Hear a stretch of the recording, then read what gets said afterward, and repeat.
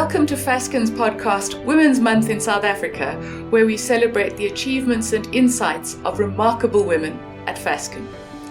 I'm Lesley Morphet, and today I'm joined by two incredible colleagues in the Fasken Competition team who'll share their career journeys and offer valuable advice to others. Welcome Veronica Cadman and Palesa Mpe. I thought I'd start our chat today by sharing a bit about my journey as a lawyer. I'm the oldest one here, and when I started articles, there were no women partners at my firm. In fact, I was one of the first two women to be appointed as a partner, but my colleague left soon afterwards, so I was the only woman partner for a while. Boy, was it a different world.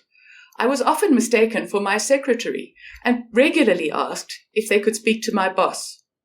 In meetings, it was expected that I would pour the tea, even if I was leading the meeting. I really appreciated one of my male partners who made a point of pouring the tea in meetings when I could see the clients were expecting me to do so. My firm didn't know quite what to do when I told them I was expecting a baby, and I was a real trailblazer there for women who wanted to juggle work and family. There wasn't much flexibility around working hours. I started off after I had my baby working half day, but I stopped that when I found myself going home late in the evenings, yet being paid for working fewer hours. I could go on for ages about this, but I'd like to think I made it easier for the women who followed in my footsteps there. Which leads me on to you, Veronica. You're an example of the next generation of women in law. Can you share an overview of your career? Thanks, Lesley. I'm sure you did make it easier for women who came after you. When I started my articles, which was 1998, which is now a very long time ago, the intake was about half men, half women of candidate attorneys. But if I cast my mind back, there were very few women partners, and none of them were married or had children. If I try to give an overview, I would say that there was a very much a one-size-fits-all attitude to what being a lawyer was like. And it was a male one-size-fits-all idea. A big focus on FaceTime, being in by 8:15 and not leaving any earlier than 6, which was probably considered to be something of a half day. And I don't think there was a sense of lawyers generally, let alone female lawyers, having other interests or things that they wanted to prioritize in their lives. It's certainly a very different working world to the one that I think we're in today. So I have now been practicing as an admitted attorney for 23 years. I'm a partner in the competition law team, but I can still remember very clearly what it was like to start out and then climb the ladder. Palesa, what was your impression of life as a lawyer and life as a female lawyer when you started in the profession? Thanks, Veronica, and thank you to you, Lesley. I think, as you say, calling yourself a trailblazer is probably a very accurate description. I think back to my starting out my career, which is obviously still quite short. I've only been in this field for just under 5 years, but by and large, I've worked mostly under women. The teams I've been in have been quite top heavy with female partners. And I think more and more that's becoming the case where you sort of see the announcements of promotions from different law firms, be it on LinkedIn or whatever the public announcements are. And you're seeing more and more women make it all the way to the top. And it's obviously a remarkable progress that I think is quite necessary for women in the legal space. And I think it's been achieved over a relatively short amount of time, because I also think back to when I started my articles, which was only in 2018, and looking around the different tables that you get in the canteen or restaurant, where there's almost always a partner's table and a senior associate's table and an associate's table. And the partner's table is almost always a bunch of men with the one odd woman outlier. But that seems to be changing more and more, and looks like everybody is working quite hard to recognize the achievements and the hard work of women practitioners and their contribution to the legal fraternity. So I do think that times are changing and quite quickly, sometimes not quickly enough.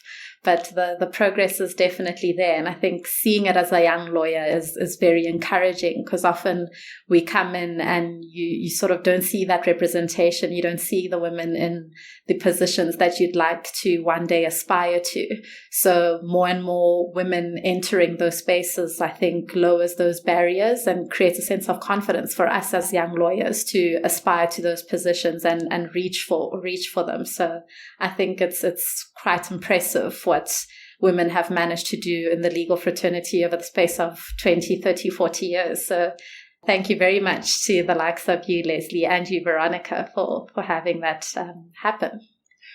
Thanks for that compliment, Palesa.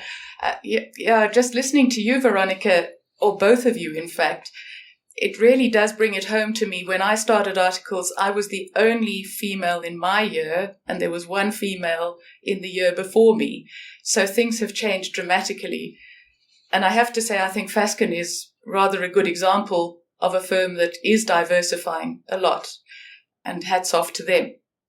I agree. I think the world has changed. If I look at in the time that I've been in practice, how it's changed, and some of the most significant changes have not actually been just to kind of gender dynamics, but the changes that the COVID pandemic has brought to the way in which we work and facilitating the prioritization by all people, whether men or women, of things that are important to them and making time for that, while being very aware of the fact that we are in a service industry and we are committed to supporting our clients and to meeting and exceeding their expectations. Yeah, that's a good point, and wise words of advice. One of my pieces of advice there would be, don't take things too personally. Just give of your best, which is better than you probably think it is. What advice would you have, Palesa? I think it's a need to be able to advocate for ourselves, to not be afraid to express our ideas and opinions, or to even disagree with other voices in the room. I think oftentimes we're so worried about that being rebuffed that we tend not to give the opinion at all, especially if it's a dissenting view. But I think if one reminds themselves that the worst thing that can happen in that kind of situation is that you walk away with a new learning experience and you walk away with new lessons, that then it will always be a positive outcome, even if it's not necessarily the one that we were hoping for. So we offer a very unique perspective, and that is oftentimes our most valuable asset. And we should never be afraid to be confident in the way we express ourselves and in expressing ourselves in a room full of other voices. And some other practical advice that I think we've chatted about in the past is also about balance in life. I think that's really key, Lesley. I think Palesa alluded to in a separate conversation that one needs to look after machines to ensure their longevity and to ensure that they continue to perform at the levels that we would like them to. And we are so much more than machines, and we need to ensure that we do have other things in our lives that balance out commitments and demands to be able to take a more holistic view. Thanks, Veronica. And I think that's a very important takeaway that lawyers, young or old, should be reminded of, that our biggest asset and our offering to our client is ourselves. It's our mental capacity. We are the service that we offer. And in order to ensure that there is this longevity on the asset that is the legal mind, it's important to take care of the person that is giving this legal advice. It's important to find that work-life balance, to do the self-care, to ensure that we are always able to function optimally.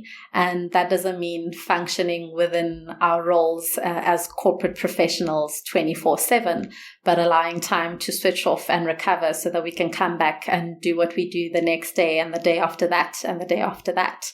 So I think my generation, millennials, have been quite good at advocating for the work-life balance. And I think we're making many strides along that path, especially as you mentioned, the COVID has introduced new ways of working, and people realize that we don't have to be sitting in a boardroom all day, every day in order to be effective and to get the job done. So I think hopefully going forward, lawyers especially will find that we're able to take care of ourselves as people first in order to function optimally as lawyers and professionals.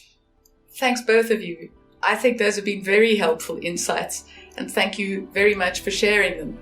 I think your experience and our experience and advice will hopefully inspire our listeners. Thanks very much for your time. Thanks very much, Lesley. Thank you, ladies.